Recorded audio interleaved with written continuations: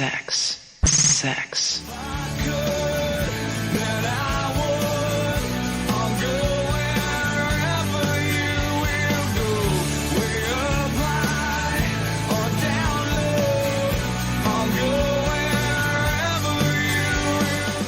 And over the next 2 episodes, it will be our job to go wherever Gregory Dark has gone. From hardcore heavy hitters like New Wave hookers to billion streaming pop promos sung by The Calling and Britney Spears. Predominantly, though, we're here for the softcore. And as 1/3 of production company Axis Films International, Dark spearheaded over a dozen video store classics, and we'll be examining every one of them. I'm Dave Wayne, and here with me, as always, is my flesh-fancying friend, Matty Budrevich. Hello. Let's get to work.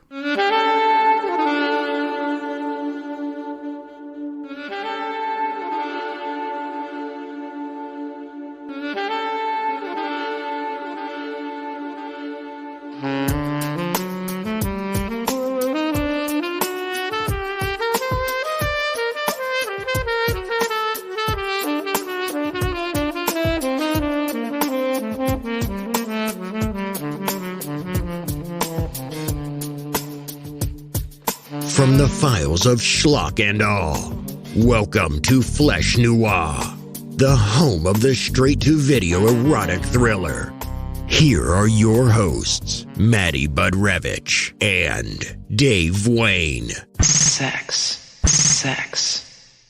So, it's been a while. It's been a very long while, yes. We've been busy. Massively busy. We're busy people. We haven't got time for these 17 podcasts a week. that all our contemporaries seem to These do. fanciful jaunts. Podcast before breakfast and what have you. You know, we're the Terrence Malicks of the podcast business. So, Yes, we are. I like that. I'll run with that one. Besides, it's taken us 14 months to see all of Gregory Dark's films, to be honest. There is a lot of them. It's been a welcome experience revisiting a lot of them. There's been a few first-time watches and stuff, but the biggest excitement for me was realising how many of these things that I'd actually seen late at night on Channel 5 when I really shouldn't have been watching Alone them. in your So, bedroom. it's been fun revisiting the likes of Night Rhythms, Animal Instincts, things like that. So I'm genuinely excited that we're going to get a tear into the Dark Man's work. Yeah, because this is like the biggest segments of this series, isn't it? You know, obviously the pivotal stuff that we've had before, like Body Chemistry, Night Eyes, and all Jag Mundra's work, which in itself was a massive undertaking. But Greg Dark and Axis International, I mean, it's going to be a 3-episode kind of thing, really, isn't it? Because that's how much time we need. Yeah, because obviously there's the voluminous stuff that Dark did with Axis, and then there's obviously the other Axis productions that they did when they were trying to bring in other directors and other filmmakers into the fold. Yeah.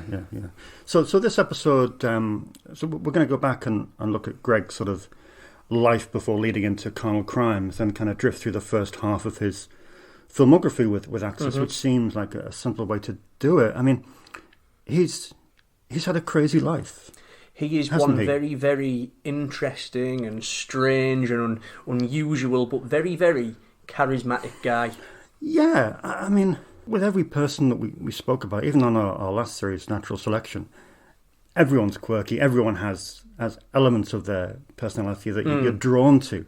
And what they do, I mean, that's sort of the key aspect of them being unique individuals. But with Greg Dark, I said to you before we came on air, I just find him really intimidating and really scary. Every time I hear him speak, anytime I read an article, I find myself tensing up around the shoulders, because he is just one of those characters that he's fiercely intelligent, and he's just incredibly artistic, and it just feels just driven by art. I think that's the overriding message of these next 2 episodes focused exclusively on him, is that he is a man who is just driven by creativity, no matter what form he's working in, be it his hardcore work or these softcore films, and then even later things like that great big glossy slasher film See No Evil that he did with the Lionsgate and WWE. And of course, as you said at the start, the music videos as well. There is so much thematic and visual overlap between everything he does. It is. He's intimidating because of who he seems to be as a person, but because of how, as you say, how intelligent, how artistic, how driven, and how creative he is. I think that all goes back to his teenage years. I mean, you've got a guy here who's like 14, 15, and he's reading Marquis de Sade, which kind of is a giveaway about, what the kind of guy he'd turn into. Incredible backstory. He influences cinematically. He references Radley Metzger a lot, stuff like Camille 3000. He saw a lot of Jodorowsky, so you're thinking about El Topo and Holy Mountain. One name that comes up a lot is Roger Vadim. He says that this is the guy who was his hero as a teenager. He joined bands before he went away to college. He was a drummer. He was a heroin user. He kind of went down that avenue because he felt it was romanticized through the literature he was reading. Yeah. So, I mean, you can kind of understand that. But, I mean, with regard to his education, he went to Chaplin University in Orange County for a year, and then he went to Stanford and studied fine art under Frank Lobdell, brilliantly thought of. But then, of course, Dark moved to New York, went to NYU, became interested in film, especially from a sort of surrealist point of view. And then when he graduated, he went to NBC, to work at NBC on documentary theme work. Before he ended up getting a job with Edward Pressman, which took him back out to LA for about 18 months. Now, it was there that he met a guy called Richard Lerner, who was a diamond merchant. And along with a woman called Wendy Apple, who was kind of a hardcore feminist who specialised in editing and that kind of thing, he started, kind of unintentionally, started in the hardcore business by making the documentary Fallen Angels, which is just a stunning piece of work. Fascinating watch. Fascinating. It revolves all around Jim South's model agency. We've written about Jim South a fair bit on the Schlock Pit because of his involvement in the Tracy Lords situation. And Jim South was such a unique character. As Dark says himself, he was like a Texas car salesman. Where these girls used to go into his office and he'd explain quite frankly what was expected of them, and guys as well. And he said, Jim South would say they'll either do one scene and quit, or they'll do one scene and be in it for 3 or 4 years. Fallen Angels came out. Dark didn't like it because, as I said, Apple was very much a feminist, and she had a determined thing to make sure that these girls were portrayed like, they were helpless victims. And Dark didn't agree with that. But at this time, Dark also thought, I'm here watching all these porno films being made, and they're not representing what's going on out there. They're all being made by 30, 40-year-old men who have lost touch. I can do better than this. Mm-hmm. So he did. He then began to make a slew of different porn films, possibly highlighted by maybe new wave hookers, which kind of was the birth of the alt porn. That's his movement. signature. It's a signature porno, isn't it? That. I mean, other stuff like Let Me Tell You About White Chicks, Let Me Tell You About Black Chicks. Obviously, Devil and Miss Jones 3 and 4 are. They're the stronger and more potent Yes. films, but New Wave Hookers was the lightning in a bottle sort of situation. That was the one that it tapped into, obviously, the new wave trend. It had the whole punky new wave aesthetic, and it was very, very different to the sort of hardcore that was out there at the time in terms of what was on show and in terms of its actual, like, the production design and the visual aesthetic of the movie. Without doubt. I mean, it revolutionised the thing. Doc said that New Wave Hookers just sold so many units, it was just insane because people hadn't seen anything like this before. As we've discussed, though, I mean, this guy went from project to project, and he seems like a guy that got bored very easily.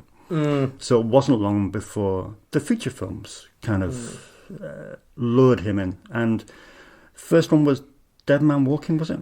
Yes, it was, which now the other thing that you need, there's that much stuff about Dark that it's hard to sort of filter the fact from what's maybe the myth-making on his part. He says a lot of outlandish things throughout his career, and you don't know how much of it he believes, how much of it's shock value.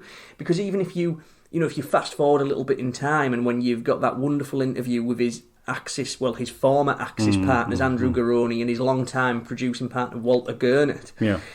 Where the interview that they did with Linda Ruth Williams in her book, The Erotic Thriller in Contemporary Cinema, they sort of say with a smile on their face that Dark's interpretation of their joint filmmaking careers within Axis and within, because of course Gurnett was the other half of the infamous Dark Brothers, of course, which was Greg Dark's hardcore brand when he was making all the skin flicks and stuff. It was him and Walter Gurnett. Greg Dark, Walter Dark. And they fashioned themselves as these kind of white pimp characters, and it was very cartoony and stylized, wearing these really showy and ostentatious outfits and sunglasses.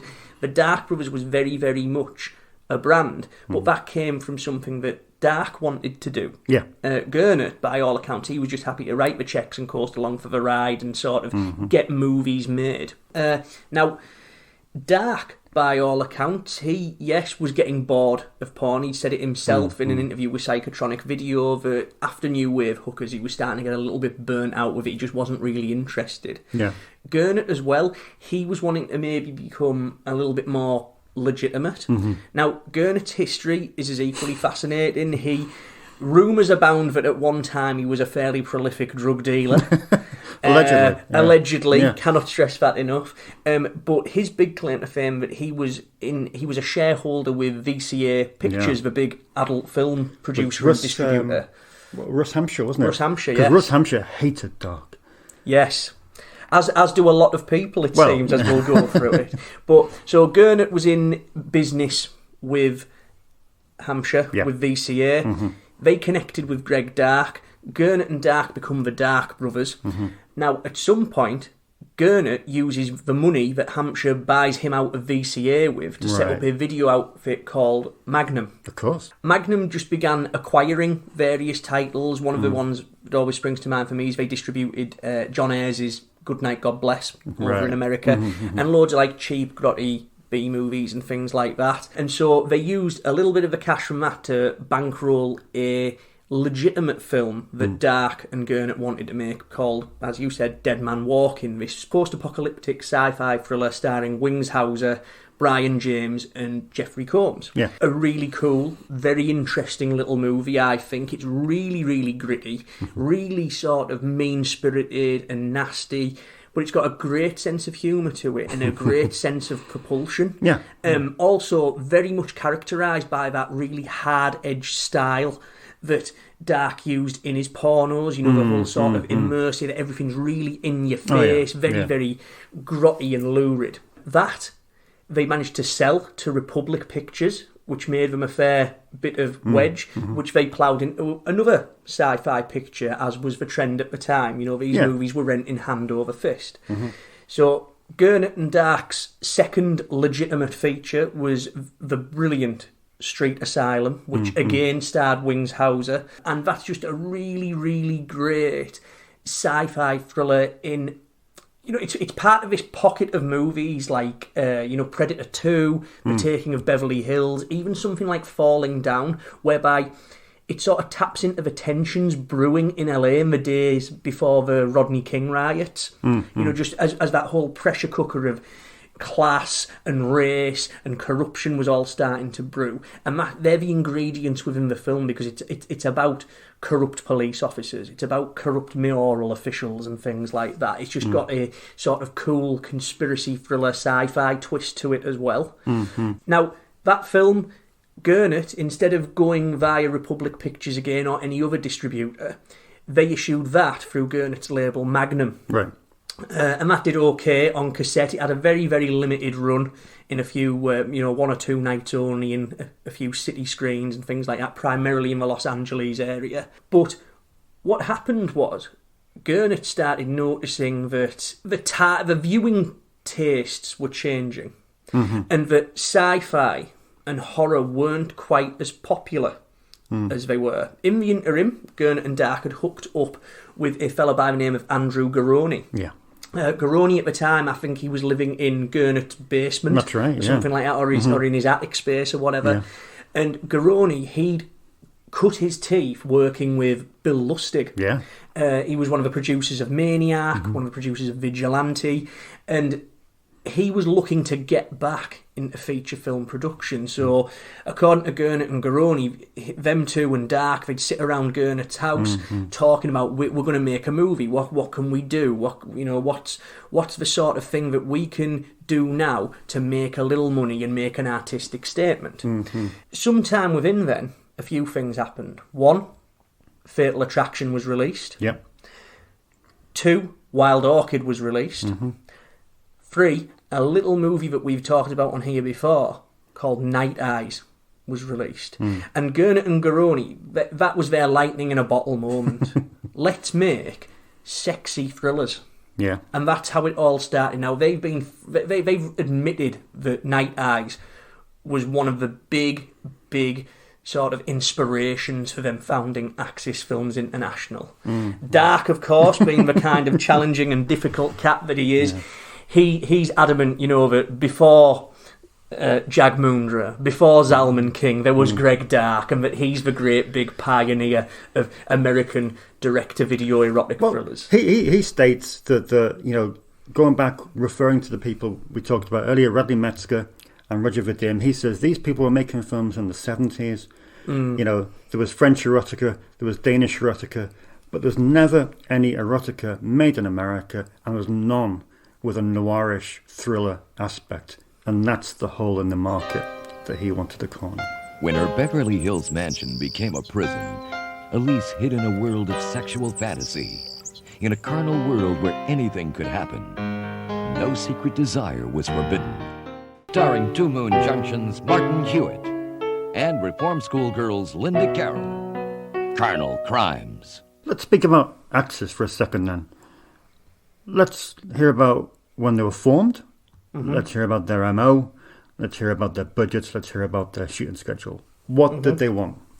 So, when Gurnet, Garoni and Dark reasoned that erotic thrillers, sexy thrillers as they were called then, when they thought that this is what we're going to be pursuing, Gurnet made an announcement in Variety that Magnum, his label, Magnum Entertainment, that they were going to, instead of just acquiring these films, they were going to move into production themselves.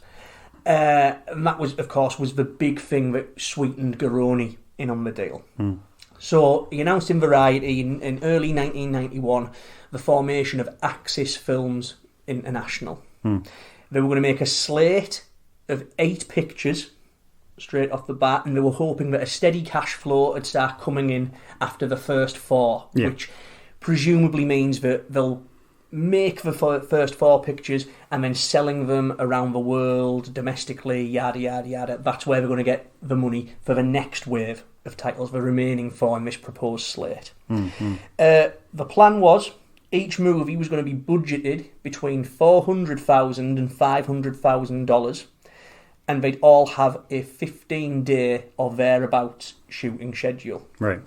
To that end, they pulled out a script that Dark claims he'd been developing as early as 1989, and that script was Carnal Crimes, which was made, and that is the first Axis Films erotic thriller and the first Gregory Dark directed erotic thriller. What do you think of it? I like it. I like it a lot. I do think... I always like watching an auteur's first stab at something. Yeah. And stuff. I think, especially after the fact, it's really interesting seeing all the kind of embryonic stuff in there. Now, Dark had a sort of head start insofar as he'd explored a lot of these themes within his hardcore movies. He'd also explored certain other themes within Dead Man Walking and Street Asylum. Sure. There's as we go on, you'll probably notice that the 2 things you can say about a dark erotic thriller is that One, they're always about a bored housewife. Dark himself even said that, when Psychotronic Video brought Carnal Crimes up to him in their 1997 interview, he actually just jokingly refers to it as his first bored housewife movie. But then the second theme that does always come up is duality. Oh, yeah. The idea of light and shade and of people having two different parts to their makeup. Yeah. Now, as Dark's CV trundles along, that becomes very, very literal in things like mirror images, animal instincts, and things like that. And the other mirror images 2, which also features twins and things. So that becomes very literal there. But it's also, he's flirted with it metaphorically throughout his pornos. And stuff. You've got the dual narratives of new wave hookers, which is a fantasy and reality, and then of course you've got life and death within the devil in Miss Jones 3 and 4 and things like that. So, and it's nice seeing it in a kind of embryonic form here, all this stuff, and you can even extend that embryonic thing to things like his use of the camera, his use of colour, his use of music, his use of very mannered and stylised performances, and very mannered and stylised costumes and production design. Yeah. All the ingredients are here. They're not fully formed, it's not completely cooked, but this is a good start. Yeah, I'd agree. You kind of do a double take when that first scene pops on the screen. You've got this soft focus fireplace pre-credit scene, and you're checking the box to think, did Greg Dark actually make a soft focus fireplace opening pre-credit scene? Because it's not him. But as soon as that opening credit scene starts, I mean, how gorgeously artistic is that? It's absolutely beautiful. I'd be surprised if he didn't take the photography in that opening credit sequence. For those wanting to know what it's about, you've got Elise, played by Linda Carroll, who is a bored and unsatisfied housewife. Of course. Her husband has gone off the idea of sex.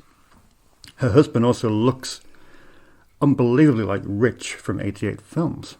And I find it very difficult. Honestly, check it out. Yeah, it's freaky. And so she decides, she's bored, unsatisfied, and has an unhealthy predilection for public masturbation. So she meets mysterious photography Remy and has a passionate affair. But is he a slayer of women? I find that Remy, played brilliantly by Martin Hewitt, who's going to feature several times in this episode, is almost an embodiment of Dark. Kind of this crazy arty type studio photography. He's a Dark avatar. He is, isn't he? Even right down to his fashion choices, he's got that whole punk rock sort of look. And again, that's another. I'm guessing based upon how Dark presents himself in interviews and how he dresses and things like that. One, that's something that interests him, but two, that's also another one of his themes. He is fascinated by the punk and underground subculture, and that's something that comes trickling through. Rennie is very much that, unshaven, he's got the mullet, got the earring, and he's such, as you say, the duality. Yeah.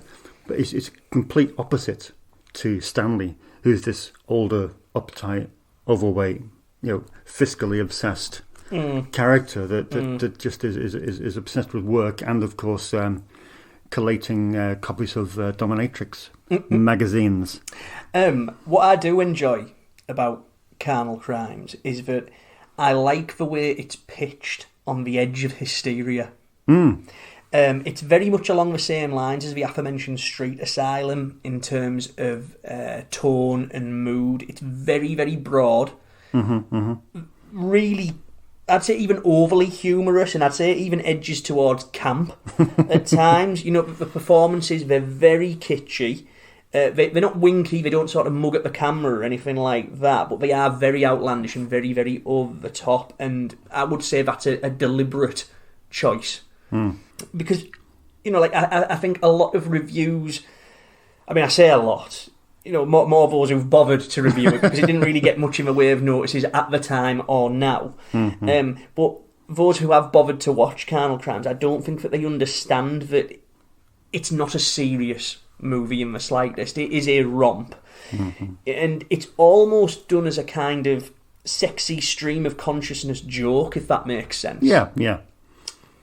Yeah, you have got that aspect to it, really. I find it, although it's obviously an Axis film, it doesn't sit snugly with the others. It is almost an outlier. Yeah. And you can see like elements that we'll find stronger, as you said before.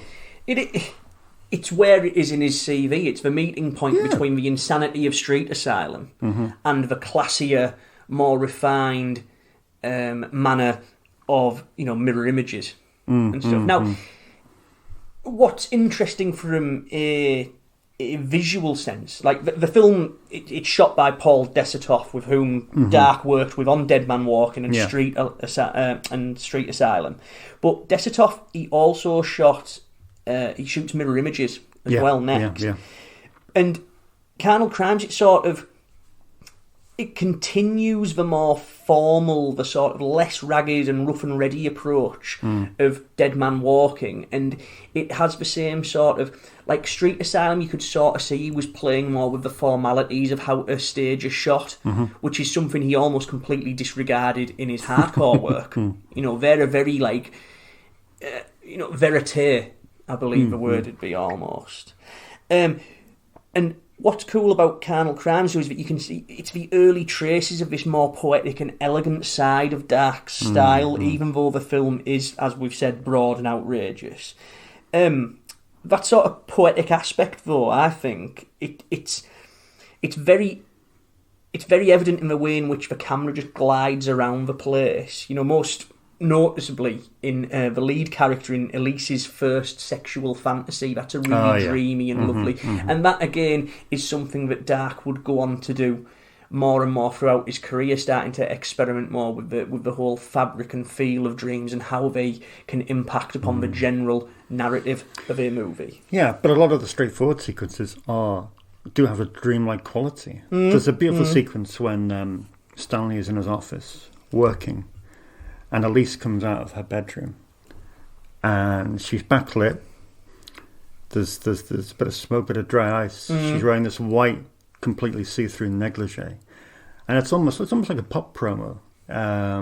It does have this otherworldly thing to it, and it's quite beautiful. It's quite it's visually it's something else, which is brilliant. How do you think Martin Hewitt? I wasn't familiar with Martin Hewitt prior to it, and I don't think this is his best film of the three. I think he's better in a couple of other films later on, but he's all right. Was it? No, he's. I think he's in about four.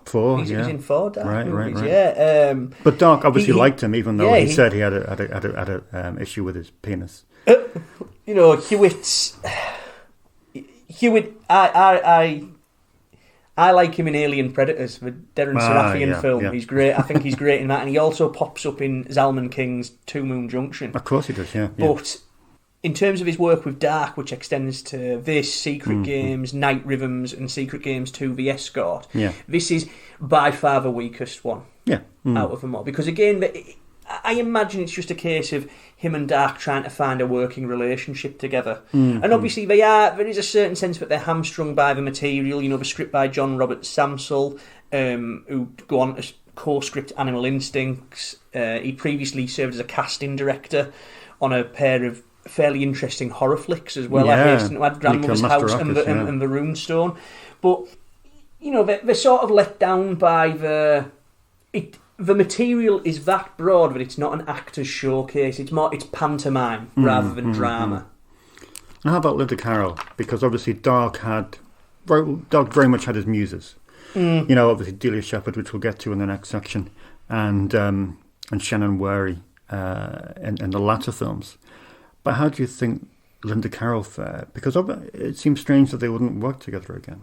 Yeah, strange is the operative word, funnily enough, because Dark cast her after he was struck by what he described as her strange energy. Right. He was quite candid about the fact that, she's not the greatest actress, but she's got like an attitude and a sort of vibe that he thought would work for Carnal Crimes, which at the time was called Love Crimes, by the way. It was developed as Love Crimes, yes, but because of the similarly named Sean Young vehicle, Love Crimes, they had to change. Gurnett and Garroni wanted to change the title so they wouldn't get sued which is especially interesting when you consider that the Sean Young Love Crimes actually has a few things in common with carnal crimes. Anyway, digress. But struck by a strange energy, and he reasoned that it'd translate to the screen, but it didn't. Apparently, she was an absolute fucking nuisance.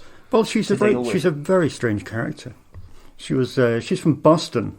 She was desperate to be a star.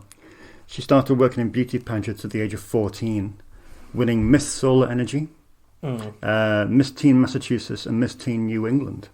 Then a national pageant earned her an audition in New York before director Franco Zeffirelli for one of his films. Which film?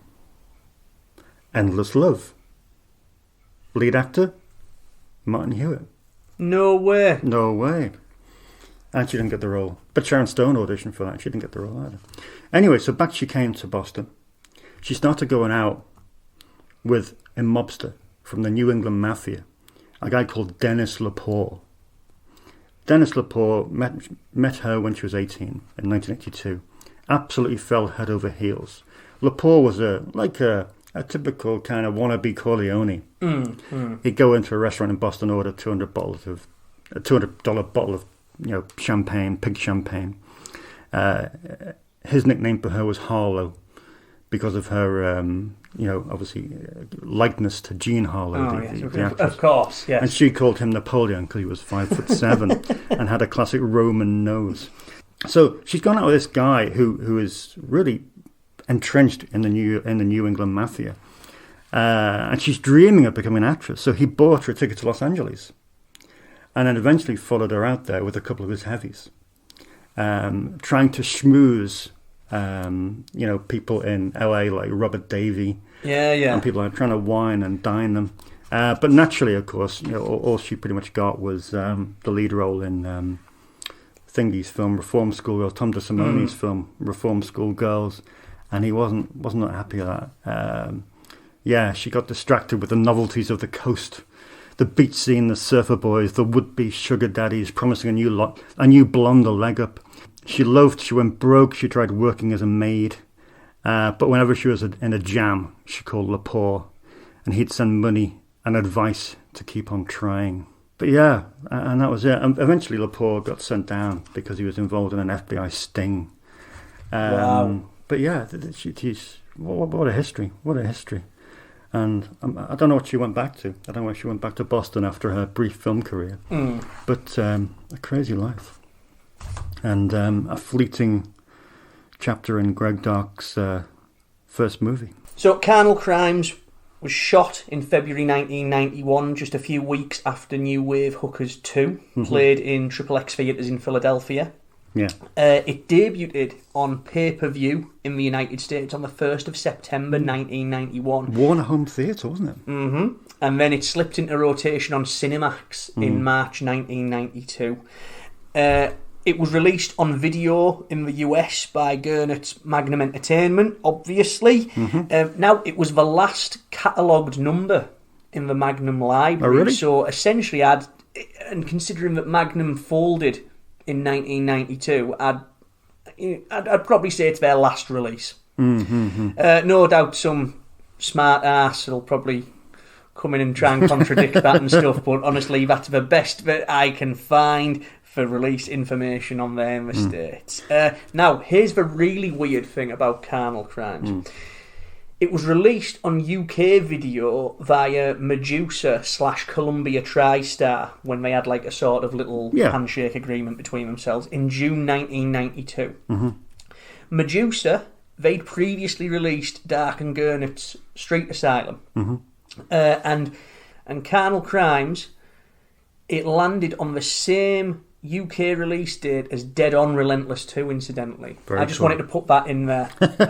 On the record. But here, the strange thing is that the art that Medusa/Columbia TriStar used for Carnal Crimes, it was actually the key art for Axis's later Erotic, the Pamela Principle. Right.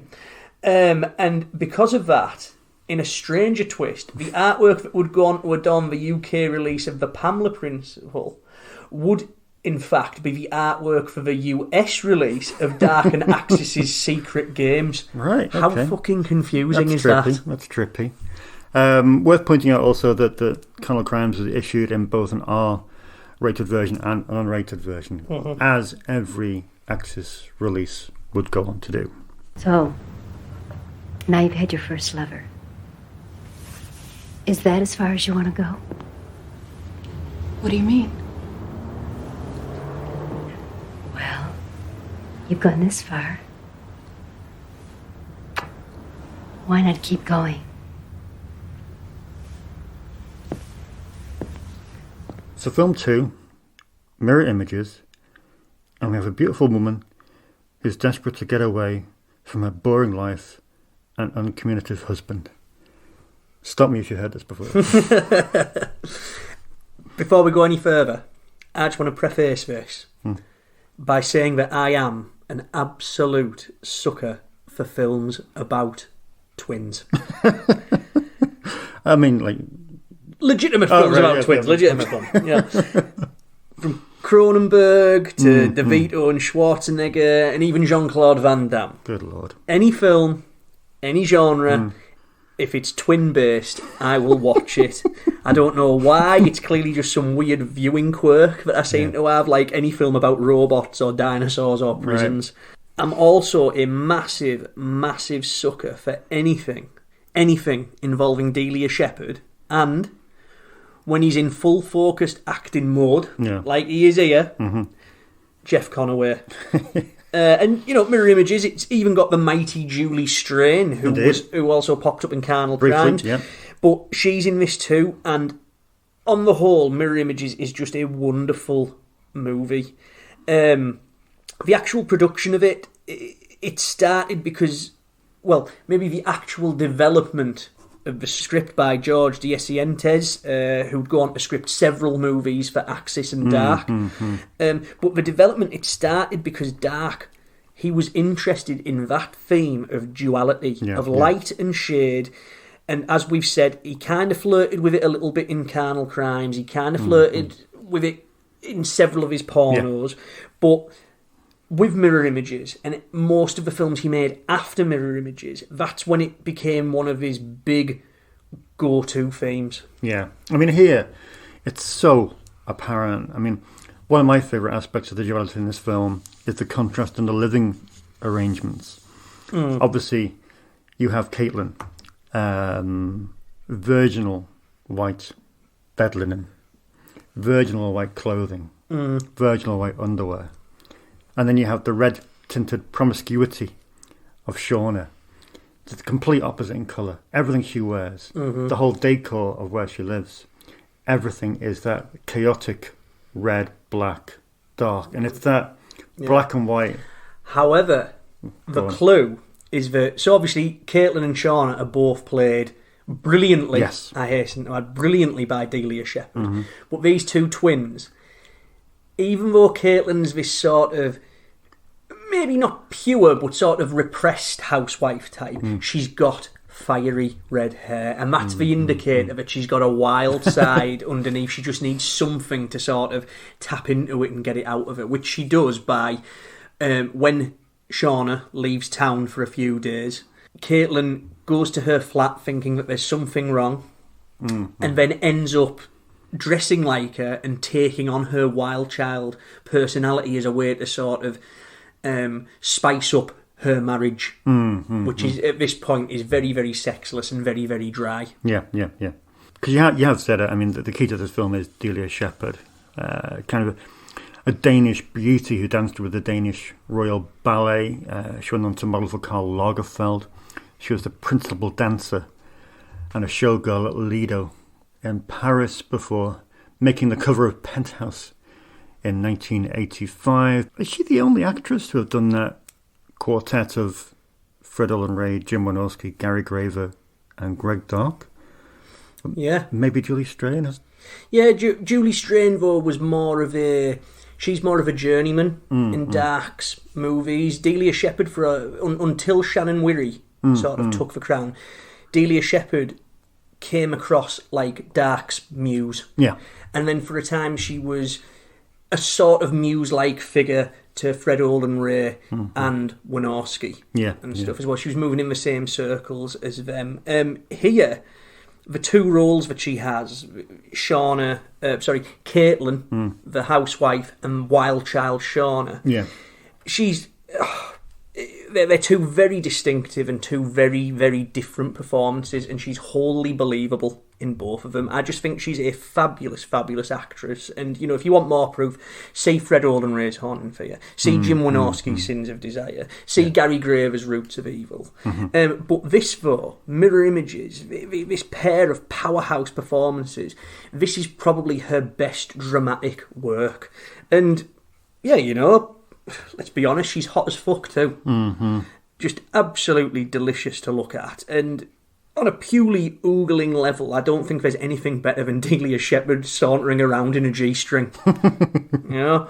I mean, you mentioned Descientes before. I think here she is bolstered by a script with some bite. Yeah. Because, you know, I said in my notes here, you know, sex, politics, and murder is just the perfect combination. Because here we've got this millionaire owner of Pacific Airlines, the very Trumpian character of Carter Sales, played by Richard Abellino, sketchy character who's tight with her husband, Jeffrey. You've got deeper characters. You've got a broader palette of characters that's composed of carnal crimes who are... there's some edge to them, but here... you can really sink your teeth into it. Like, to me, the touchstones of the film, like, I liken Mirror Images to, it's the Man in the Iron Mask meets Crimes of Passion. Ooh, I like you know, that. that's the route that I'd go. Because there's, as you said, there's several things going on. Because the reason that the wild child, Shauna, flees is because she's actually become the target of this deranged stalker who wears this sort of weird kabuki kind of Japanese mask, and then it turns out that this weird powder and smoke that he's using to render all these women into their powerless state, it's actually heroin in, like, opiate form or whatever. But there's this real fascinating dual arc to the character of Caitlin, the housewife. One, the film's about her sexual awakening / discovering her desires again / surrendering them. And two, it's about her discovering her own inner strength and resourcefulness. And I think that both aspects, they're very nicely written by Descientes, and they're just beautifully portrayed by Shepard and the supporting cast. Absolutely, and it's a good supporting cast as well.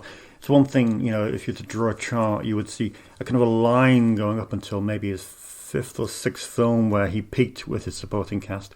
But here you can see the ensemble growing with people like Jeff Conaway, with people like Julie Strain, with George Buckflower appearing briefly. As a Ray-Ban sporting landlord. And of course, Leanne Beeman, who we spoke about a lot in the last episode, who featured in a number of Jag Mundra films, namely Irresistible Impulse with Doug Jeffrey.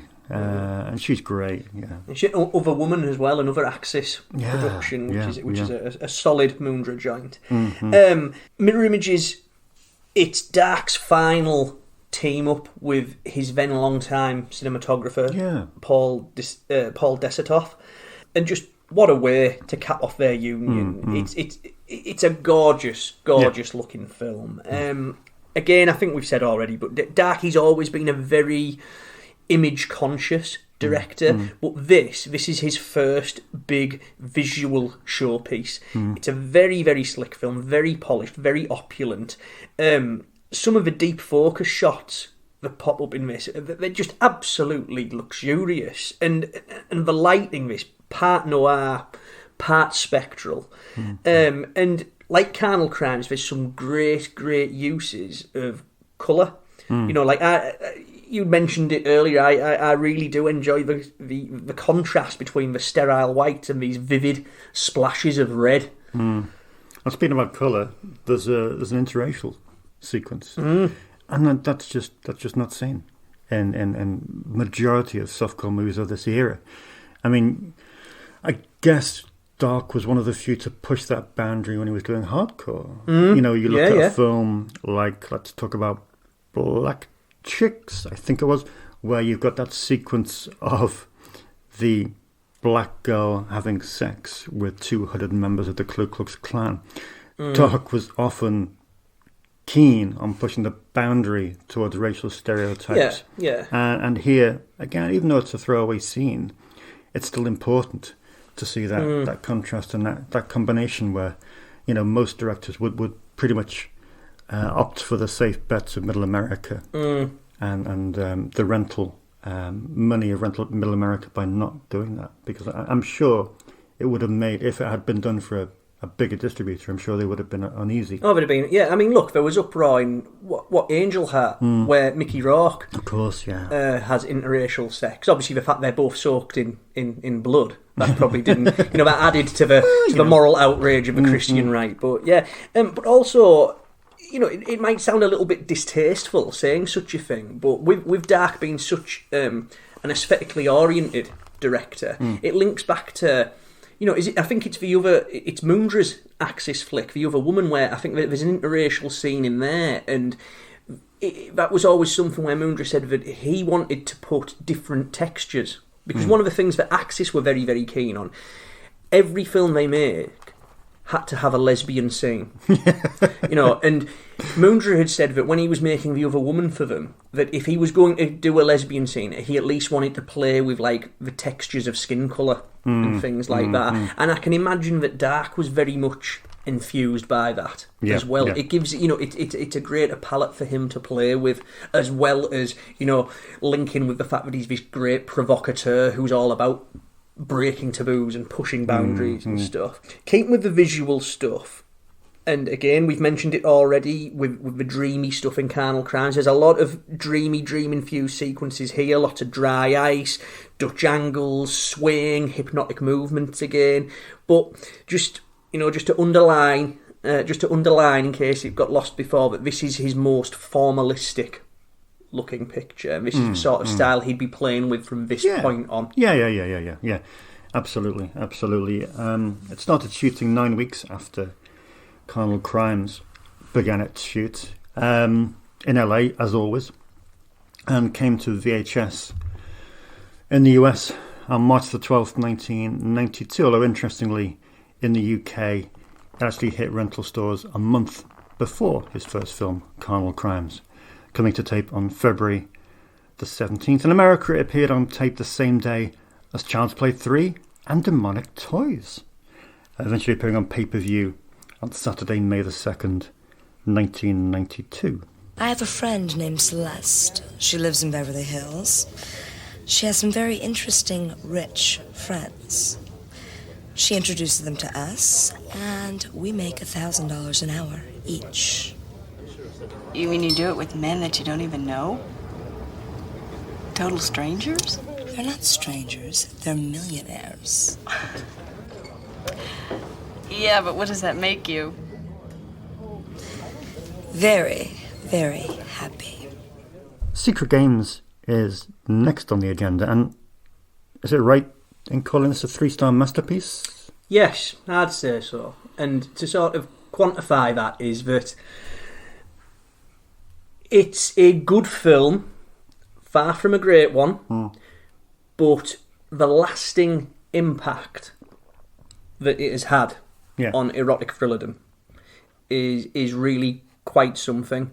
Now, the strange thing with Secret Games is that obviously it span off to a franchise of its own. We got 2 more sequels, both of which directed by Dark. It was massively successful when it hit tape. It was released on US video by Imperial Entertainment, who, like Academy Entertainment, who released Mirror Images, they would become a frequent peddler of Axis's wares in America. But it was released by Imperial on the 13th of May 1992, and within a few months of release, it shifted a whopping 25,000 copies in the US alone at $89.95 a pop. Considering this thing was made for $500,000, the fact that it went on to gross $2 million within the first few months, before pay-per-view sales, before cable TV sales, before international sales, it was, in as far, Gurnett and Garroni said it was a monster hit for them. Now, the weirder thing is that the ad campaign that Axis mounted, it was very, very similar to the ad campaign of a Fred Olen Ray movie called Inner Sanctum, which was produced by Vision International, who of course had like a hand in the sort of direct-to-video erotic thrillers development, not only with Inner Sanctum, but in terms of they were the producers of the big ones of Wild Orchid, of 9.5 Weeks, and stuff. They helped sort of galvanise the formula on a bigger scale that the direct-to-video erotics would go on to use. Now, the artwork very similar to Inner Sanctum, and it led Vision International to sue Axis. Really? Wow. Yeah. Now, I'm not sure what the outcome of the case was. To this day, I can't find any further information about it. But the fact is, the artwork that still adorns Secret Games to this day is still very similar looking to Inner Sanctum. Garroni loves this film, doesn't he? Garroni said in an interview with Linda Ruth Williams that I would make this film, and I did make this film, over and over again. Which is fair enough. I could watch that film just with a different fix over and over again. It's clear that it was quite the kink for the Axis guys. Yeah, for Garroni especially, and also so. It's an irresistible setup. Oh, it is. An irresistible formula. We're in bored housewife territory. Funnily enough, I'm surprised that it is. But yes, it is. Repressed. Let's use repressed instead. Yes. Repressed Get the marriage. thesaurus out. To Mark, played by Billy Drago, who we'll come to a little bit later. And she turns to I love this, the Afternoon de Mitas. An exclusive brothel where women are paid for fulfilling their innermost fantasies. It's a beautiful idea. It's a beautiful idea. Just at this house, and you got Delia Shepard there playing Celeste, who's the madam. The girls are making sage-like madam, a very world sort of weary and sort of like a guru-esque performance. It's another winning turn from Shepard. That's what she's definitely one of the film's strongest suits. She lured in with the knowledge that the girls can pull in $1,000 an hour. I mean, it's from her bored, rather mundane life with husband Mark. You can see why a bored housewife of Beverly Hills would want to do this, and why not? And then, of course, she's introduced to the intriguing Eric, played again by Martin Hewitt, who pushes her beyond her sexual limits into a dark world of obsessive dominance. I mean, that's the great thing. The tagline for the film was "Take a ride to the dark side of desire," which I kind of like because, again, it's got a duality to it, doesn't it? Yeah. It is the dark side of desire, but then again, it is the dark side of desire, which is very cool indeed. No, it's a great setup, but you're right. I agree with you on this. It's a 3-star film. I like elements to it. But we mentioned it before. Billy Drago just doesn't quite cut it. The problems with the movie rest upon Drago's performance as the Julianne character's husband. Yeah. Michelle Brin's performance as Julianne, and the fact that if I was to give an overall impression of Secret Games, it's like the sex, which, it features such sights as a sexy nun. It's got, fucking Monique Parent, one of the queens of softcore in her first softcore role, no less. Yeah. So, this is a very important... Her little scene is a very important piece of the softcore erotica puzzle, because this was the start of it for her. She'd go on to appear in films by Wynorski, Ray, just a multitude of wonderful sort of pulp noir sexy thrillers. But the sex in Secret Games, it's all good.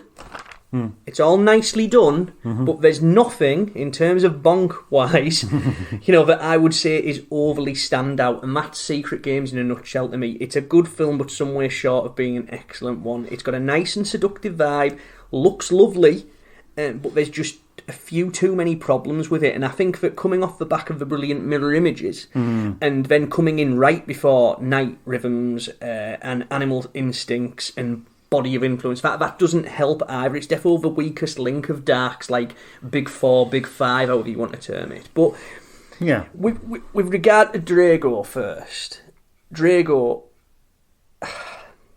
I love Billy Drago. Oh, he's literally one of my favourite actors, and I'll watch anything that he's in. Yeah. But he's such an intense and reptilian presence, and he's just wrong in this straight, boring husband part. Like, he plays Mark as if he's playing one of the other sort of creepy roles that he's best known for. And to be honest, Drago should have played the part that Hewitt got. That's true, yeah. Because he's substantially scarier than Hewitt's stalker is meant to be. Yeah. Because in his weighty CV, this was his sole erotic thriller, unless you count Mirror 3 and 4. Yeah, which of course he appeared in with Monique Parent. Correct. So. But that was pretty much it. I mean, there are elements to it that I really do like. I mean, one of the themes that's through all the Axis films are videotapes or video footage or watching in a voyeuristic manner through a monitor or TV. Because in Mirror Images, you've got the sex tape. In Secret Games, you've got Shepard being this rather voyeuristic madam who's glued to a portable TV watching her clients have sex. I like this voyeuristic element to all of Dark's films. Again, it's one of his kinks, it's one of his things that he really likes. So I also like similarly with the last film we discussed, Dark trying to flip conventions, and here we do have another convention flipped, where in Carnal Crimes we had the very staid and unsurprising thing of the husband having his copies of Forceful magazines stashed in his desk. But here, Julianne has copies of New Man magazine stashed in the underwear drawer, which is a nice flip to convention. Yeah, that's very cool. I'll give it, and also I do think this is a good point to draw attention to the costumes by Dark/Axis regulars Lothar and Ricardo Delgado. And they're insanely important to the style of Dark/Axis's movies. They started their union with Axis and Dark on Carnal Crimes, and Ricardo Delgado, he would later go on to work for John Ayres/EGM on their sci-fi flicks Time Lock, The Apocalypse and Dark Planet, which are also very, very stylised pictures. But here, in Secret Games, there is a great look to each character. From their sort of regular day-to-day outfits to the negligee and sort of skimpier stuff that they're wearing while they're entertaining. It's a very design-driven film in general. Tonally and in mountain, you've got Drago's character, he's actually an architect.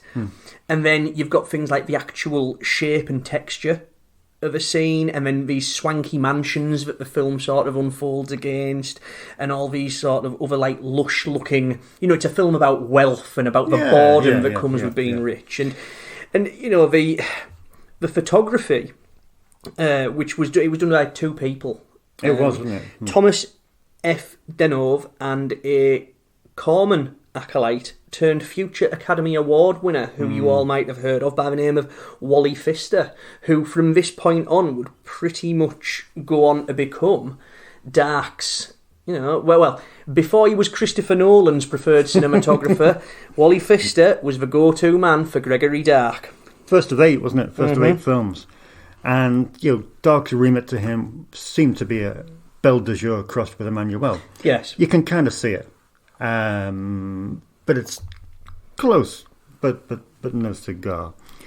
Quick word on the great Ketcha Sassoon, daughter of Vidal Sassoon, sister of Oli Sassoon, the Corman director who sadly died in 2002. She was a great actress. She was, yes, and very much missed. A very tragic early death for her. Yeah.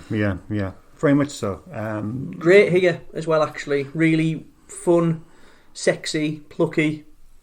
You know, she had good presence and you know, it is sad that she never sort of, whatever demons that she had, put her away, ultimately. Nick West holds a special power. Any calls waiting? Yeah, only about 20. He knows just what to say. This is Nick West. Talk to me, Linda. His words seduce. Kiss you. Nick, I want you to make love to me. His words dance to the sounds of night rhythms. So, for the next 15 minutes or so, we're going to be slipping into our sultry night rhythms mode. I'm nailing that right. That was good. I'm going to have to go for a cold shower. That's my best Martin Hewitt in Night Rhythms impression. That's incredible. Obviously, I don't smoke indoors, so, you know, and based upon the amount of cigarette smoke in this bit, he is hotboxing that fucking room, let me tell you. Yeah. But I really want to say from the outset, I love Night Rhythms. Yeah. This is a 5-star erotic thriller masterpiece as far as I'm concerned. I adore this movie and it makes me grin from ear to ear every time I watch it. We should just cut there, really, shouldn't we? There's nothing else to say. Nothing else to say about this. No, but I read a great review from our friend Mike Mayo in the Roanoke Times, and in this review he said that Greg Dark makes Zalman King look like Walt Disney. And perhaps this is the film that exemplifies that. It's just absolutely wonderful from the first minute on. It's brilliant. This is peak Dark. If you take these 14 films we're going to discuss this episode and next, and you only have to choose 3, then this is one of the 3. Yeah, I you know, there's 2 things right from the outset that we have to tip the hat to. Yeah, there's the mysterious yet very, very waggish score by Ashley Irwin, who he'd been in the Axis fold since Mirror Images as an auxiliary composer, and from this point on he'd essentially be the centre of their in-house music department, along with Joseph Smith, who'd scored the last couple of Dark movies. But Irwin, he captures Night Rhythms' dynamic, this whole sexy, thrilling, quirky, and often very, very funny thing, perfectly. Yeah. We need to give a shout out to Dark's longtime editor, James Avalon, who cut the film under his Kent Smith pseudonym. Yeah. Now, he cut pretty much every Dark production between New Wave Hookers 2 and Dark's late 90s transformation into a music video director. And this is Avalon's crowning editorial achievement in that respect. It's exquisitely structured and paced, and that's obvious right from the title sequence. But sticking with Avalon for a second, it is important to note that he is, of course, an award-winning XXX filmmaker himself. Like Dark, he's one of the greats of adult entertainment, and if memory serves, I think he wrote and/or produced 1 or 2 of Dark's XXX flicks. I think the Crease Master. Right. Okay. Yeah. Did. But the big thing here, the score, the cutting, the intro to Night Rhythms is utterly iconic. From this title sequence in that classic Dark style, he's gotten at this point a Gregory Dark title sequence. It's like a fucking James Bond film, and stuff. That's how they are. That whole sort of they're a showpiece in and of themselves. And then you go straight into this first proper scene where you've got it's the setup to the plot, isn't it? Yeah. You've got the late night radio host, this radical chain-smoking sex therapist called Nick, played by Dark mainstay Martin Hewitt in his finest performance. Yeah. He gets one of his callers, who is played by Julie Strain, no less. He gets her masturbating over the phone line thanks to his breathy, sexy talk.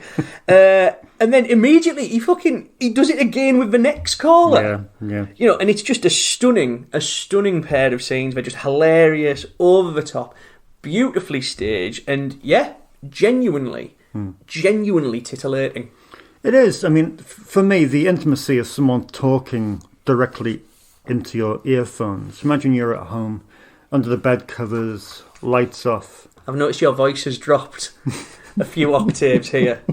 Well, this is all becoming very meta-referential and weird. Potentially. It is. It's just incredibly intimate. It's someone talking directly into your head. It's such a sexual concept. Much like we're doing now. And just the whole aura of it, that smoke. I mean, I find myself coughing, and that first 28 minutes for me is some of the best. Is the best moment of a Dark movie, I think. Whether Night Rhythms is my favourite or not, I don't know.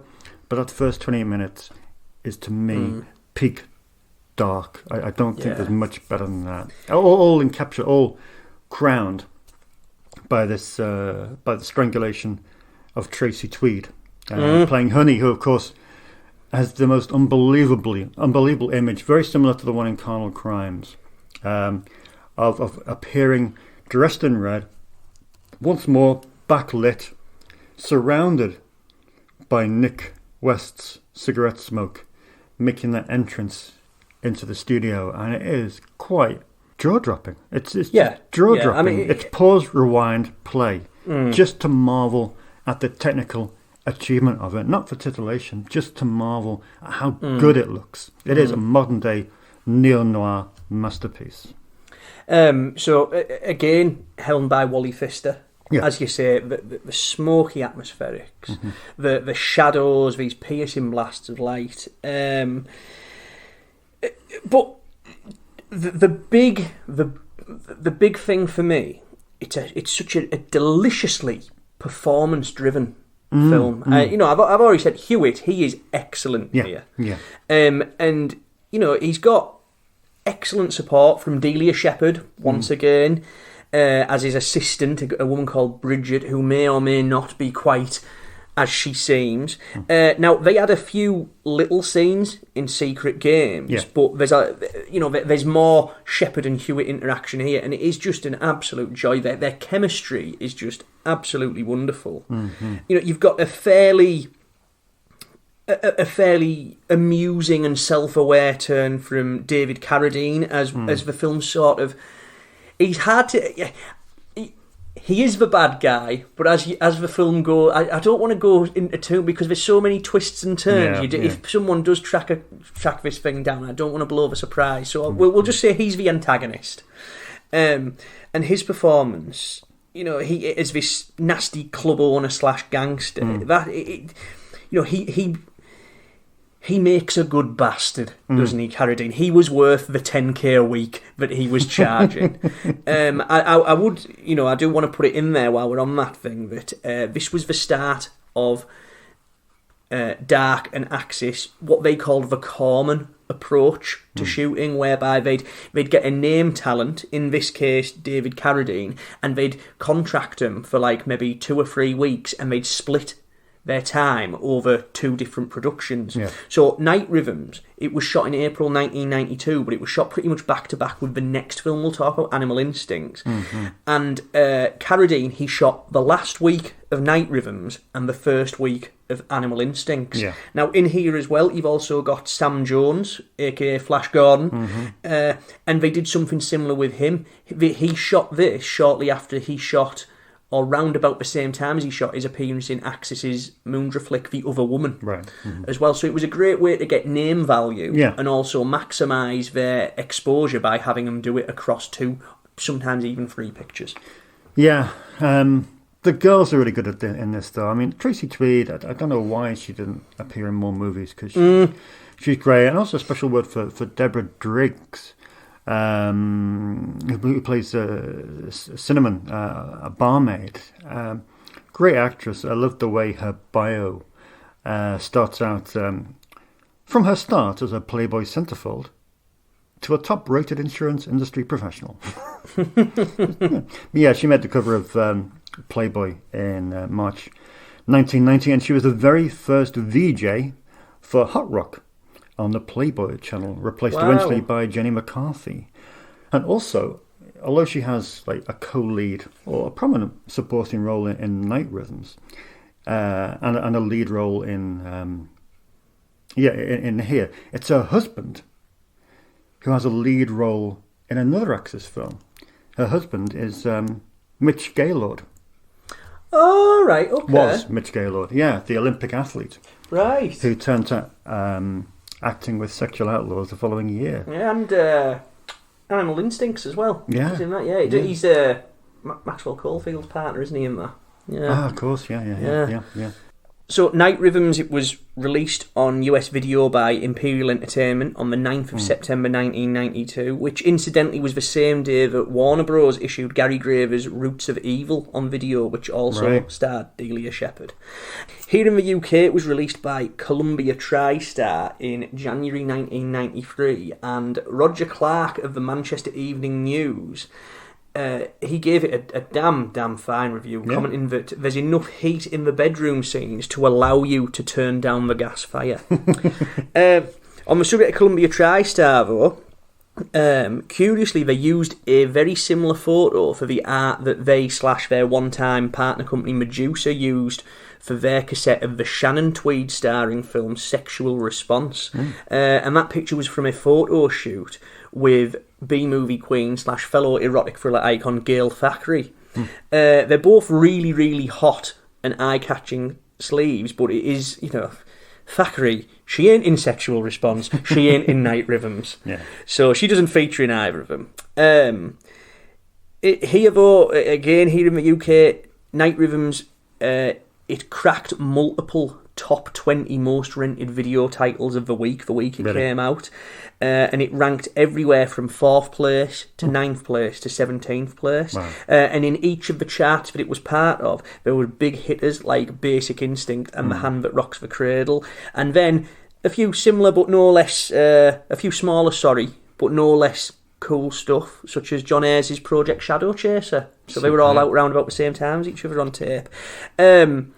I also want to draw attention to the fact that one of our personal heroes, critic Kim Newman, he has since called Night Rhythms the Citizen Kane of top-shelf erotic thrillers, and I completely, wholeheartedly agree with him. Yeah. It's a masterpiece. Oh, it is, without doubt. A couple of aspects too that was bleeding in from Dark's Triple X career. You've got an appearance from Kelly Royce as a reporter, and of course she was in Dark's Triple Xer Between the Cheeks 2 and 6 other great dark erotic films. You also had Christina Rose as Marilyn, an exotic dancer who was the lead in 11 Days, 11 Nights 2, and there was more porno action in the form of Alison Sterling, who was the second caller in the film to phone up the show. So there's a bit of Triple X action just bleeding in from Dark's other career. But yeah, in terms of the whole radio-themed erotica that existed at the start of the 90s, be it through Body Chemistry 2 or even Voices of Seduction from the mid-90s, this is the king beyond kings. David, I don't want to go to sleep. I want to feel you touch me. I want to feel like you still love me. That's all I ever wanted. I don't care about the cars, the money. I just want you to be with me. I need you. Ripped from the headlines is hardly a recurring theme in Greg Dark's career, but with Animal Instincts, that's exactly where the inspiration came from. From Fort Lauderdale, as it happens, it was a classified ad in the Fort Lauderdale Sun Sentinel that requested a frosted blonde. Great tan, hot body, very sexual, turquoise eyes, romantic and sensual, seeking a generous, affluent executive male for day/evening interludes. Fun-loving and hot, enclose business card. It sounds like a personal ad, but in actual fact, it was an ad for Kathy Willits, a 33-year-old suburbanite who was married to Jeffrey Willits, a Broward County Sheriff's deputy, who eventually was arrested and charged with making money off prostitution. In other words, for being his wife's pimp. Crazy story. We've all been there. Crazy story, but that indeed did provide the inspiration for Animal Instincts. An unusual background, but it's an unusual film. Well, actually, it's a different, sort of Dark movie. You know, you begin right away in suburbia. Yeah. So far, it's been mansions, wealthy people at the heart of dark erotics. Exactly. Now, the couple here, played by Maxwell Caulfield and Shannon Wirry, in the first of several awesome collaborations with Gregory Dark, and the first film that sort of cemented her for the brief period of time into one of the, what femme fatales used to call, the steam queens. So the couple, they're not on the bones of their arse by any stretch of the imagination, because, you know, based upon their home, they've got a pool and that. It's clear they're doing okay financially. But Animal Instincts, it's certainly a few socio-economic steps beneath the ultra-wealthy that have previously populated dark material. I called it blue-collar softcore. Oh, that's good. I like that. Let's run with that. That's a term. It's a different sort of title sequence here as well. You know, the Bond style is gone. Again, that whole focus is on suburbia, and this one, I would say, it's more David Lynch, Blue Velvet in flavour. You know, and there's a real Badalamenti Twin Peaks lilt to the score by Joseph Smith too, although it does, however, incorporate, you know, a little bit of sax here and there, but it's mainly a percussive beat to it as well as the sort of like whirring synth sounds. Now, I'd also say the Lynchian vibe, it extends to Wally Pfister's photography as well. You know, again, I feel like we're hammering us at the same point here, but Darky's always had a penchant for the dreamy and the strange, right back to his, you know, the art student approach that he'd take on his pornos. But in Animal Instincts, there is a strong sense that, you know, you genuinely could make a compelling argument for him having overdosed on Twin Peaks and Blue Velvet and Wild at Heart prior to making this movie. You know, oniric, voyeuristic, lingering, ethereal, almost. And Dark is a self-avowed Lynch nut. You know, he was name-dropping him a few times during the promotion of See No Evil back in 2006, 2007, whenever it was. Yeah. The Coles, David and Joanna, are replacing the Willets. Interesting pair. They've painted in this, in Animal Instincts anyway, the main guy as this dedicated cop who just has no interest really in active sex. He just likes to watch. Where Joanna, on the other hand, is this girl who's fixed on antidepressants, which seem to have had the side effect of turning her into a virtual nymphomaniac. Again, you've got that duality with, we have this first masturbation scene with Shannon Wirry's character where she's dressed completely all in white lingerie, yet in the police interview, she's there all in black, kind of creating the aura of being a loss of innocence and that kind of soiled sort of path that she's been on. They'd only been seeing each other a year, which is perhaps the most startling thing about the narrative.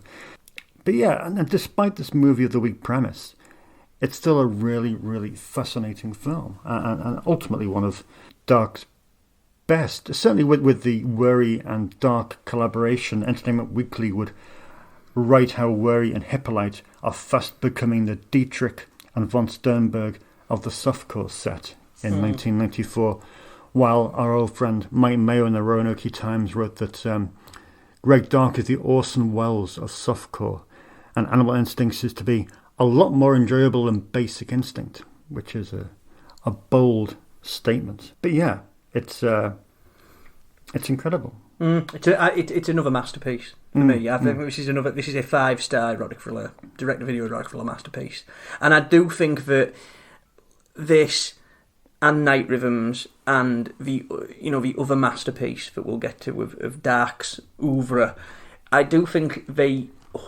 can easily hold a candle to the sort of bigger ones like Basic Instinct and stuff. You know, I certainly would. I would, as much as I love Paul Verhoeven and Basic Instinct, I would probably pick this over that movie to watch. Genuinely, I love the vibe of it. I love the look. I love the performances.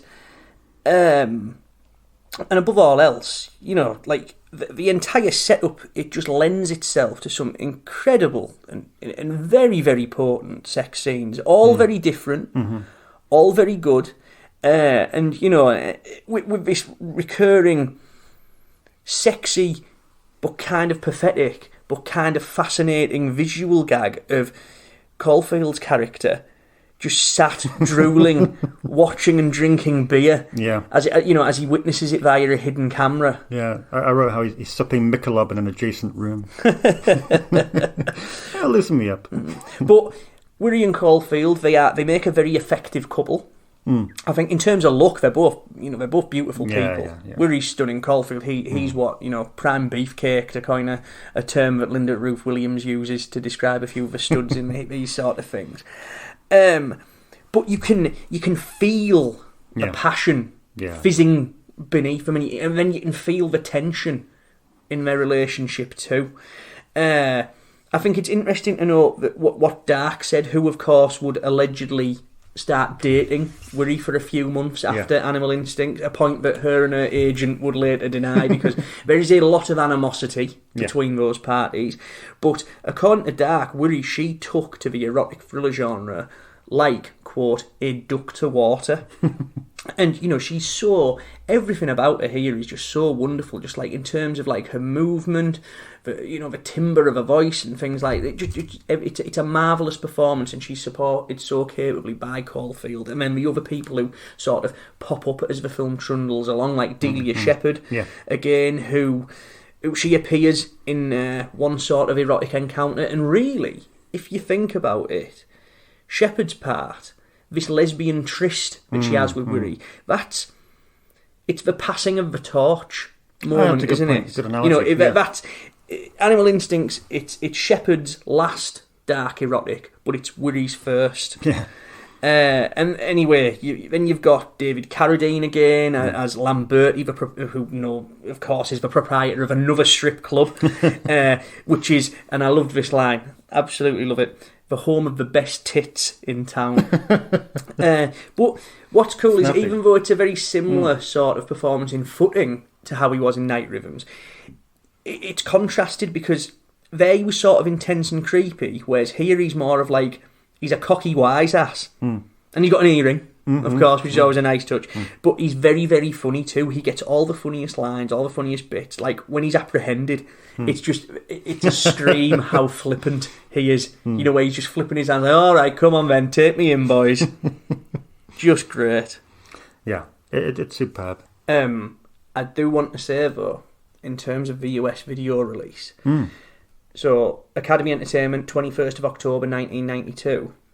Just to recap, this, Mirror Images, Secret Games, Night Rhythms, they all landed on US video within 8 months of each other.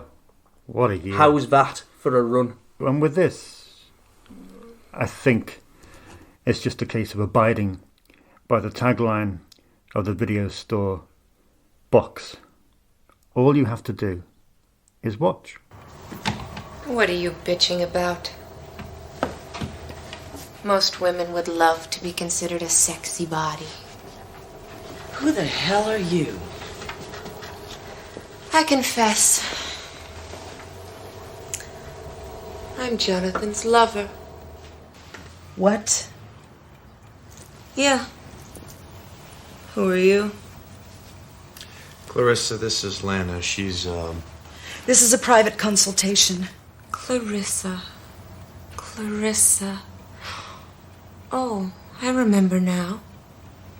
You're the one that Jonathan fucked. So, Matthew, is it true that an intelligent man's orgasm is much more complex than the average man? I knew you'd be asking me that question. Sorry, I can't answer it myself. Here we are with film number 6 on the first part of this Greg Dark Odyssey. And we have Body of Influence in front of us. Not body of evidence, body of influence, from 1993. Again, a 5-star. Without question. Brilliant movie indeed. Not for the first time, but in one of the few times we have a dark movie with a male lead. Yes. As with Night Rhythms. Rare occurrence, but when he did it, it really did work. That male lead is played by Nick Cassavetes, who plays Jonathan Brooks, a successful psychiatrist who has his world turned upside down by the appearance of Laura, played by Shannon Worry, a mysterious woman who cannot recall her past. Helping Jonathan with her is Detective Reams, played by Richard Roundtree. Harry Reams, not the porno actor Harry Reams, just the character Harry Reams, who helps Jonathan to unlock her secret against the backdrop of the oh-so-typical serial killer who's leaving a trail of victims in his wake. This is my favourite film in this segment. I absolutely love this film. For a number of reasons. To me, it's like freeform jazz. I think you mentioned David Lynch previously and what Dark said about him on the See No Evil press tour. This is Dark doing Lynch. I think there's so many Lynchian aspects to this, and kind of like a dreamlike, otherworldly thing. I do think as well. There's another two. There's a real Cronenberg. Element to it as well. Right. That sort of Dead Ringers-esque sense of, inward horror from one's own mind and one's own desires and things like that, and the sort of transformative effect that it has on your mind, and even, and I guess here, the effect that it has on Cassavetes' body, it's not like sort of fleshy Cronenbergian transformations or anything like that, but he becomes a vessel of pure sex and desire. And it's a very powerful arc that he goes on. It's one of 3 erotic thrillers that Cassavetes would make in quick succession. Well, that's what I was going to say. I mean, I obviously I've seen The Notebook repeatedly. But in terms of being an actor, I mean, you're well versed with Sins of Desire. So, I mean, how does this fare with regard to his erotic thrillers? This is the cream of the crop with them. Obviously, as we'll go on to discuss the Gregory Dark's Sins of the Night, which has a good Cassavetes performance, but isn't one of either of their best. And then Jim Wynorski's similarly titled but wildly different in tone Sins of Desire, which I do hope that we'll be covering on a podcast at some point. But there is a strange sort of body of influence. It does overlap with Wynorski's Sins of Desire because they both concern sort of radical sex therapies. However, like I said, well, and even, I guess I refer to Sins of Desire as Cronenberg as done by Viz. So that does have the Cronenbergian lilt as well. Right. But the other big dark influence here that really strikes me is, well, the script, Body of Influence was written by David P. Schreiber, and essentially it's him and Dark doing a kind of chamber piece version of a Brian De Palma type picture. There's elements of Sisters, Dressed to Kill, Body Double, and even the then very recent Raising Cain. And, every single one of those De Palma flicks, they swirl around one of Dark's favourite themes, duality. So, the film, it's about split personalities, it's about becoming someone else, it's about transformation. Thusly, Body of Influence, it's suitably strange and weird. It's got a very very off-kilter mood to it, which it's accentuated by the fact that it really is quite a stagey little production. It's very unsettling and very very menacing, but you can totally imagine it being performed as a really sort of weird off-Broadway play. Most of the action, quote unquote, it's confined to 1 or 2 sets, and the bulk of it's driven by these really, really tense dialogue exchanges between the 2 main characters, obviously amidst all the softcore porking. Yeah, I mean, the dialogue, I mean, that's one of the things, and I know within the Axis fold they kind of had a writing, developing thing by committee. By committee. Yeah. But I think that's one of the things they don't get enough credit for. some of the lines in a lot of these films are just absolutely wonderful. You know, there's a moment in this where Cassavetes turns to Worry after she's just been raped, and he says to her, "How do you know that you were raped?" And her reply is, "I smell so sinful." Oh, delicious. Yeah. Delicious. I think that's absolutely brilliant. It's Moorish. But yeah, going back to Cassavetes, he's good in this for a number of reasons. One, he's a really good actor. And two, he's not the stereotypical lead in an erotic thriller. I think he has this crisp, white-collar efficiency to him. He's cold, he's steely, he's slick, he's got this olive skin. He's not a beefcake. You know? Yeah. He is more... He's sort of a gangly looking fella, isn't he? Yeah. Funny looking, as Steve Buscemi might say. But yeah, I think he's an excellent bit of casting, and of course Worry goes without... I mean, Worry's performance is, you know, like her predecessor, like Delia Shepard in Mirror Images, she has a dual role. One as Laura, and the other as Lana, who's Laura's, you know, nymphomaniac split personality that comes out of her via some hypnosis. Just phenomenal. They're both ferocious, but completely different parts, and you really do believe that she is both characters. You know, the key words for me: dramatic, disturbed, dangerous. Yeah, without doubt. A couple of sketchy moments in this. I think is it the brothel, the money parent brothel they go to. There's a moment in that where you've got a young girl being introduced. That's a very, very dark scene. That's a very dark scene. I think the line of dialogue is, you know, her breasts are just starting to distinguish themselves. And dark, by the way, is in like tonally nasty, rather than not dark as in, it's a classic Gregory Dark moment. Yeah, there's this virgin offered to Cassavetes. I was kind of... that was a moment that... It's made all the more unsettling by the fact that the Madame is played by Michelle Stafford. Right. And she's played as this sort of really savvy and quite, maybe not knockabout, but a bit of a cheeky chappy kind of character. And then, weirder still is that not long after this, Stafford, she bagged a role in The Young and the Restless. Right. You know, that long-running American soap, and she's pretty much been in that ever since, with a few breaks here and there. Cast-wise, though, you've said Richard Roundtree, and you know, I'm presuming he's following the whole Sam Jones / The Other Woman / Night Rhythms and Carradine / Night Rhythms Animal Instincts template of doing a week on the previous movie and then a week on this one. But he gets... the final sort of exchange with Cassavetes that's is just chef's kiss. Absolutely the last real... It's a fucking kick to the bollocks, that. Oh, that final sequence, that last 10 minutes, I think... I know I'm repeating myself by saying it's the best part of the Dark film. And equal first, you know. It's just absolutely tremendous. The dialogue scene between Roundtree and Cassavetes...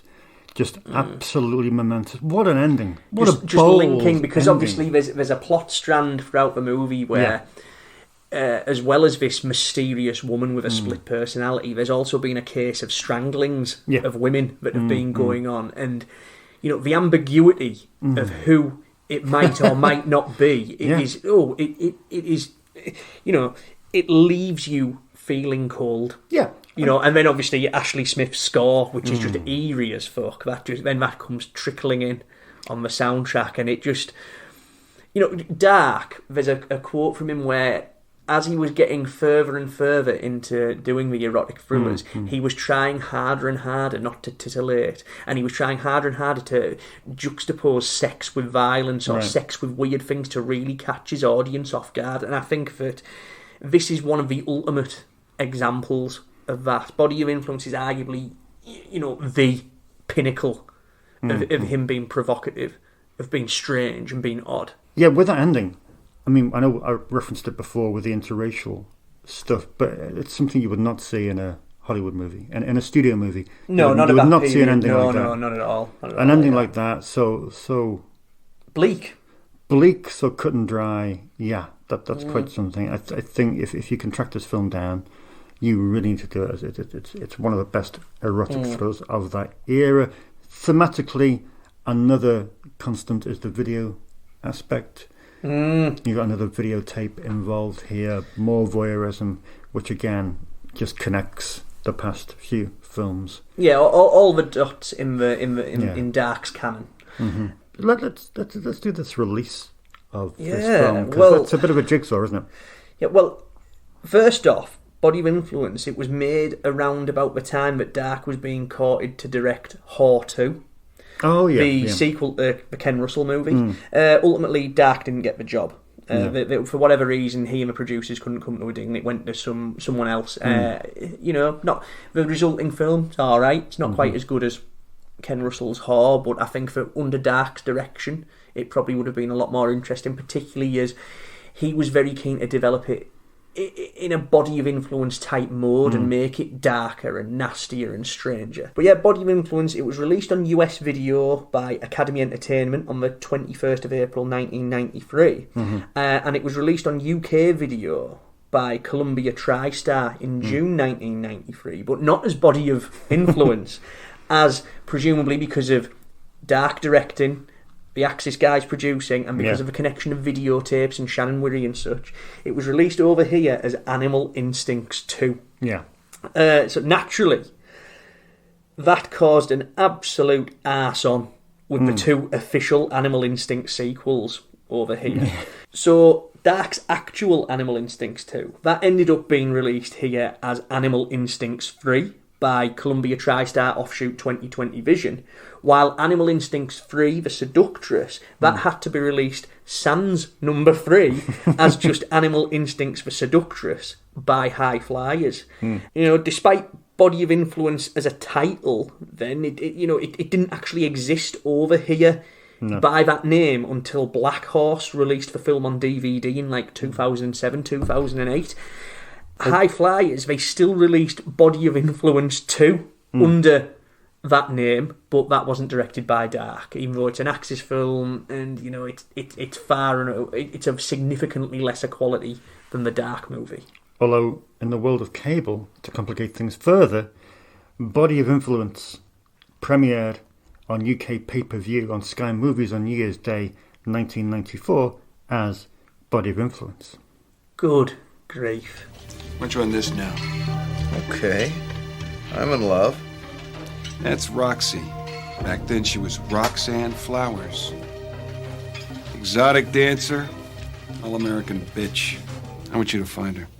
What was it about some stripper that would make Quincy have me drop everything to find her?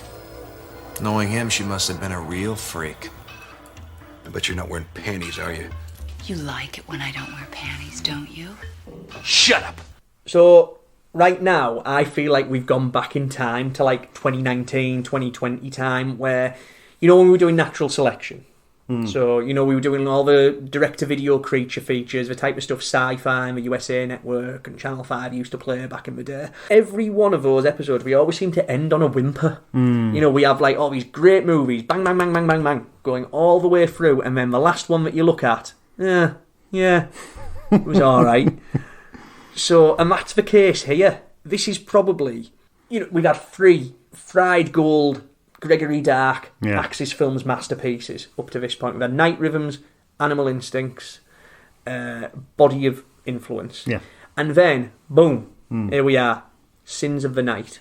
A film that isn't entirely without merit, no. But it just has a hard time getting going, and maybe not entertaining, but maybe it just never gets itself in order, and it doesn't grip you like it should. Yeah, I mean, essentially it's about a girl, an exotic dancer who filed an insurance claim. Yeah, which doesn't really, and it's about an insurance investigator. It's not bums on seats. No, there's a great deal to like. It's the most noirish Gregory Dark film. It is him literally playing with the film noir form. The whole thing, it's like a super sexy jazzed up update of Double Indemnity and things like that, isn't it? And you've got the hard-boiled narration, which is a technique that Dark had flirted with previously in other movies and things like that. But here, it's done very much in that hard-boiled noir style. And you've even got the returning Nick Cassavetes, Mm-hmm. Cassavetes rather, with his slicked hair as this insurance investigator and stuff. Jack Nietzsche. Nietzsche. Groan-inducing. He's even asked, isn't he, any relation to the philosopher? Yeah. And it's dames and deception. Yeah. So he's not ex-con, isn't he? Mm-hmm. Ex-con. He's got this job as insurance investigator. His first assignment is to find Roxanne Flowers. Her friends call her Roxy. An exotic dancer who fired a climb years ago. He's working for the Anaconda Casualty Company, run by Quincy, played by Matt Rowe. The brilliant Matt Rowe. Matt Rowe is superb. Jag Moon's regular Matt Rowe. Yeah. Who literally... I wish he was still alive, I really, really do, but if you ever needed to get someone to play an oily prick in a direct-to-video erotic thriller, fucking Matt Rowe was your man. He was, and playing Ted Quincy. Roxy is Quincy's ex, but she's now with Falcone, played by Miles O'Keefe. A nasty gangster. Indeed he is. And thus, thus the narrative proceeds, and double-crossing and various... I had a hard time keeping up with it, to be honest. Written by Russell Lavelle, who'd also write Secret Games 2, The Escort for Dark and Axis. But it just sort of ambles along without any sense of purpose. And as stylish as Sins of the Night is, that can only carry it so far. Yeah. Especially as when... you've got a great performance from Cassavetes. You've got a great performance from Matt Rowe. Yeah. But then you've got the kind of... Miles O'Keefe is just kind of... meh. And then Deborah Shelton, well, she ain't no Shannon Wirry. No. She ain't no Delia Shepherd. No. She's definitely... It's almost like we're back at Carnal Crimes sort of territory, but I would 100% prefer to watch Carnal Crimes again over Sins of the Night.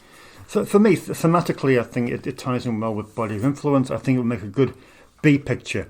If you're having a double bill, if it was a theatrical experience, I think Sins of the Night would be a good intro for Body of Influence. Just a film to have on when you're getting your drinks, you're getting your popcorn, you're mulling around, you're getting ready, you're comfortable, you're getting in the zone. This is a good film to have on in the background, set the mood. Like you say, it's very, very stylish. It does have a strong climax with a gunfire pepper double-crossing thing. It's got the same sort of bleak ending as Fred Olen Ray's Possessed by the Night, where it's basically, at the risk of skirting around spoilers, it's basically everyone shooting everyone, and stuff, and that's fun, and it's nicely staged. Yeah, and also it's filmed around like parts of Skid Row, so it's got a real grimy, authentic quality to it, as opposed to dark sort of Hollywood Hills, Beverly Hills. Upper class, well-to-do members of society. It's more along the dregs, more on the gutter, which is a place I would have liked him to go visit more often, really. Yeah, because it was quite. Because sometimes you got to think to yourself, well, his dark kind of the epitome of a punk, and he's shooting in like Beverly Hills. It's kind of like a contrast. Whereas, I liked him ground level.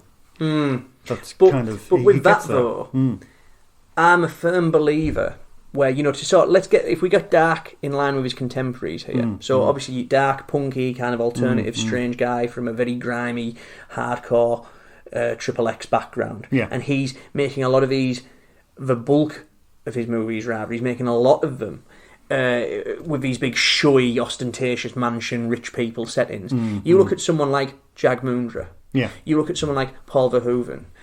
They're masters at, as two foreign gentlemen, of exploring, Americana almost, and certain American tropes and that. And that's because they're outsiders, they're foreigners, they're looking in to the American lifestyle. That's why they can satirise it as well as they can. And I think that's why Dark is probably, maybe not attracted to, but that's why the rich footing of Axis stuff is...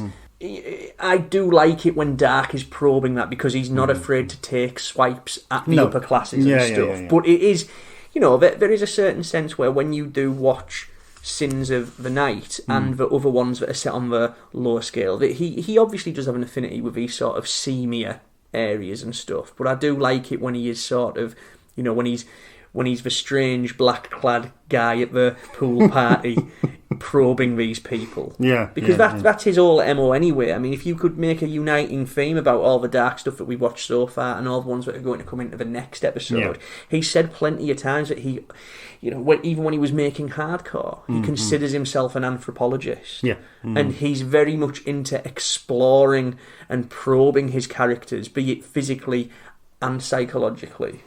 Yeah, I mean, one of the gutting things about this movie, Sins of the Night, is what might have been, and of course, what might have been is in place of Deborah Shelton, we may have had Cheryl Lee. Yeah, which would have been a whole different concept. I mean, there's a great quote from problematic. Like, oh man, there's a great quote from Dark. If people have made it this far, they deserve it. This is from the mouth of the Dark man. From the mouth of Babes. Psychotronic Magazine. Dark was asked about obviously Sins of the Night, and he was saying how much Firewalk with Me is his favourite David Lynch film.